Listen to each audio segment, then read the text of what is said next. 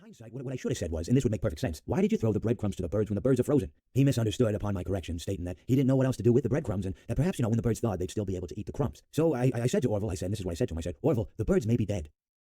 It seems that you have met a horrible demise, my friend, but, these things happen, and life goes on. Not for you, obviously, you're dead, but it reminds me of a time I was having a conversation with my friend Orville. We were, where were we? I think we were by the river. We were sitting by the river and watching the fish leap over the falls. And I said to Orville, sometimes I feel like a fish leaping over and over again, always trying to get somewhere, though I don't know where, only to find myself in the jaws of a beast. He, of course, looked at me, surprised, Have you been in the jaws of a beast, friend? To which I said, no, of course not, Orville. I said, no. I simply meant that life can seem like a relentless endeavor to overcome meaningless obstacles, only to meet an equally meaningless fate, regardless of your efforts, regardless of the obstacles you've passed.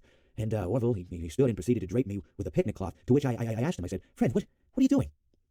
He looked at me very concerned, really. I feel like you've gotten too much sun. Indeed, indeed I had. He proceeded to pour me a glass of just ice-cold lemonade. Oh, you ever mix it with iced tea? You do like a little half lemonade, half, so you should try some. Well, you can't because you're dead. But anyways, so you may be asking yourself, how did I go from sitting by the falls and drinking lemonade to being wedged in the